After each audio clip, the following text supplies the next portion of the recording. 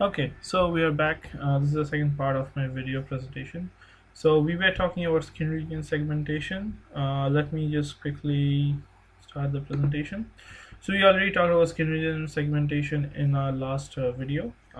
Let's move on to the next stage, which is morphological operations. So morphological operations is basically is defined as a theory or a technique for the analysis and processing of geometrical structures based on set theory, lattice theory, topology, and random functions. What this means is it's like a technique which analyzes all the geometrical aspects of the structures. So the regions that are taken out from the skin region from the after like the regions that are extracted from the skin region segmentation phase, it passes through morphological operations, which basically analyzes the geometrical structures so that it could simplify and it could basically enhance and it could basically it would refine the search, refine the region so that there are less regions to go check, because it will extract out all the unnecessary regions based on the geometrical structures. For this, we perform what is called a mathematical morphology. It's basically two pieces of data. One is the image on which the operation will be done. One is the structuring element, which is also called the kernel. Let's have a look at what is a kernel. So a kernel is basically a pattern which is defined by a set of discrete points. The points could be represented by a Cartesian coordinate system also. It basically represents a small image on a rectangular grid. So we see these are like the Boolean values of a structuring element in the picture. So basically, if you have been plotting this value, it will be just like a small image uh, which will be used. So it represents like a small image on a rectangular grid. Let's look at the few types of morphological operations. First, we look at what is called erosion operation. So basically, the effect of erosion is to erode away all the boundary regions that belong to the foreground pixels. Therefore, in return, it shrinks the area that belongs to the foreground pixels in size. So, if we look at it mathematically, it's basically like, let's say A is a set of coordinates representing the input image, and B is the coordinate for the structuring element. And let's say small x is the origin in the structuring element, and bx is the translation of b with the origin at x. Therefore, erosion of a by b, which is like erosion of the input image by the structuring element, is basically all set of points defined by the origin in the structuring element, such that bx, the translation of b with the origin, is a subset of a. So you can see basically erosion, it removes all the it shrinks the area that belongs to the foreground pixel. So we can see the effect of erosion in the picture when we had so many of data and it was reduced to just a little bit of data, because those are the only regions that do not belong to the foreground pixels. So it's like erosion erodes away all the boundary regions that belong to the foreground pixels. So since those regions do not belong to the foreground pixels, they are still there. Next is we look at is the dilation operation. So dilation operation is basically the opposite of the effect of erosion. Here, we look at the boundary regions belonging to the foreground pixels is gradually enlarged. So it's just the opposite. So all the image things that are belongs to the foreground pixels is all enlarged. Therefore, it increases the area belonging to the foreground pixel. So mathematically, we can say dilation of the image by the structuring element is basically all points, basically the translation of b with the origin x with a is like the intersection of bx with a is non-empty.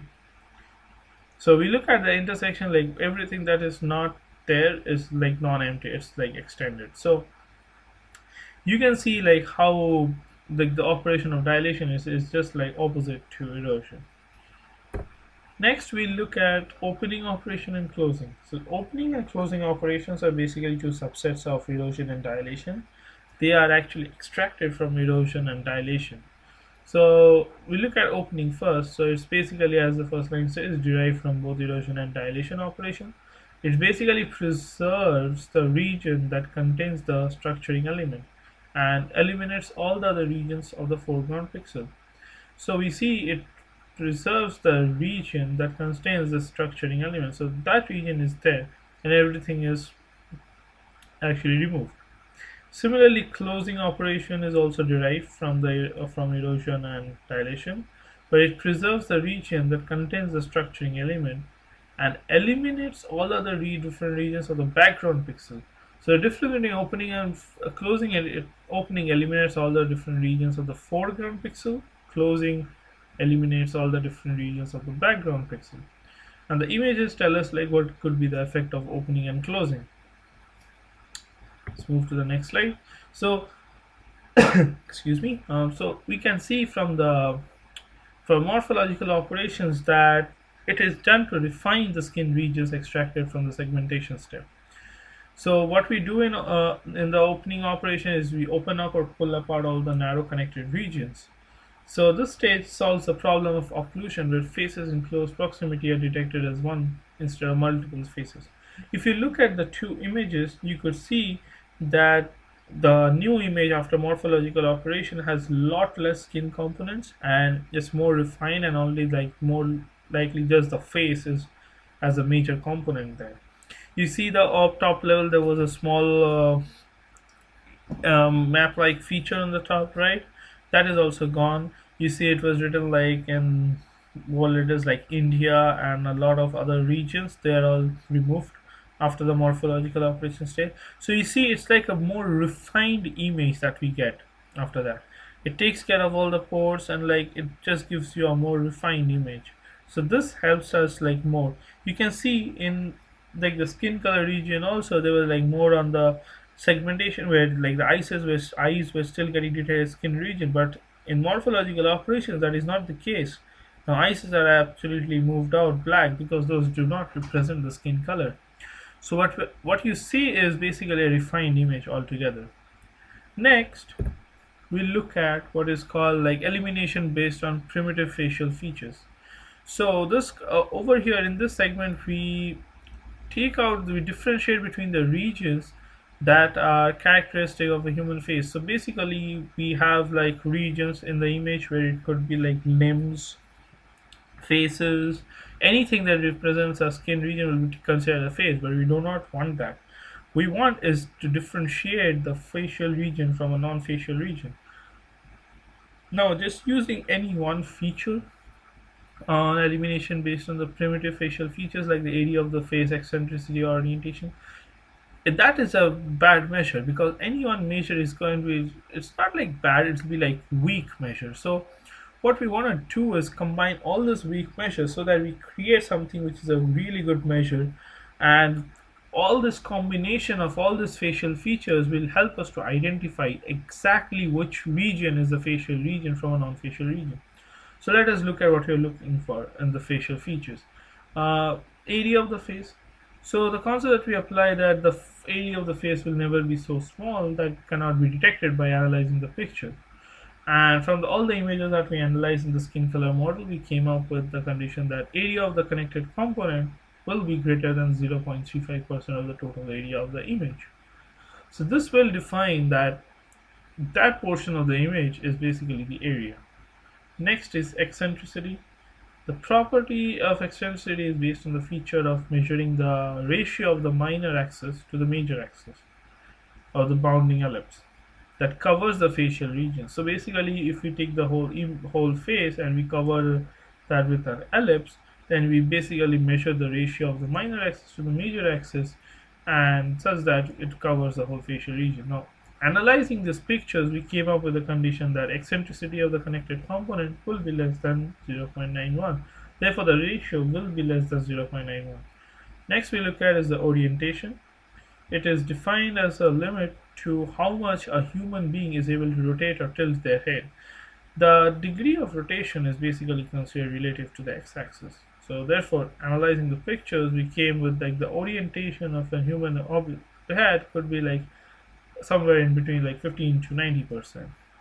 So if we like look at orientation, you can like limit like how much you can rotate your head or tilt your head. The different possible orientations are given in the picture, so those are like all the possible orientations that we have. And from our images also we analyze it's going to be around 15 to 90%. Next we look at some other features also. One is called the bounding box ratio. So basically it's like the concept of measuring height to width ratio of the facial region bounding box in the image. And as like that we came up with the, after analyzing all our images, we came up with the condition that 0.75 to 2, so the bounding box ratio will be somewhere between 0.75 to 2. So it's basically measuring the height to width ratio of the facial region bounding box in the image.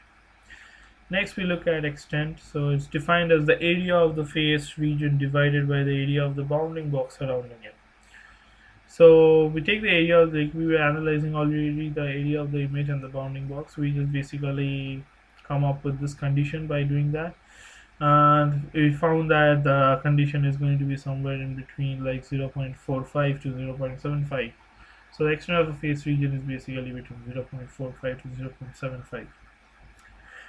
So it's defined as the area of the face region divided by the area of the bounding box. Next we consider holes. When I say holes, so if you look at any image, let me go back to 2 slides. So you can see in this image that there are lots of holes inside of face 2, because those areas which were analyzed and came out that those are not non-facial regions. They may be because there was hair on top of it, eyelashes, mouth, teeth may not be of the same color. So that is why those regions. So we say holes means we just look at the holes inside of it. The main 3 holes you would see is, looking at the images on the right, you'll see the eyes and the mouth. But it's like, so it's basically the holes that we look at. Now when saying about holes, we'll have like a lot of holes too other than those 3 holes, because the natural human face is very coarse and rough, and all those granular dots will be obtained because of the characteristics of the human face. So analyzing all these possible situations, we come up with the condition that the total number of holes covering an area in the region is in the range of 0.7% to 0.8% of the total face blob area. So so what we're looking at is just like the holes that are covered in the image. This holes basically give us the location also of the face and tells us more about like which point the face will be. Next we look at is the centroid position. The concept of centroid position is that the human face is evenly distributed in the region of its location. It's not like everything is on the right, it's like everything is evenly distributed. You have the eyes in the middle, you have the nose in between the eyes, and you have the mouth right next to the nose. So it's all there evenly distributed. And if we were to like consider center, then we could like basically consider it as the small window in the centered in the middle of the bounding box. So we have the bounding box that we obtained in the previous stages, and it's like the centroid is basically the small window that is there. And the equation for like calculating the centroid and the condition is also there. It's like a long condition where centroid is basically the origin plus 0.4 into the length of the bounding box, and then we're doing some Boolean calculations where we are adding it to the centroid less than the origin plus 0.6% the length of bounding box and the origin. And again, like we are multiplying, we're like doing an AND operation on that to the centroid of the y-axis, where like the origin of the y-axis plus 0.4 into width of the bounding box, and centroid of the y is less than the origin. Origin of y plus 0.6 into width of the bounding box. So this is like basically all the facial features. I'm gonna stop here, and on the next video I'll be discussing more about the facial features and about the presentation, more on the other stages of the model.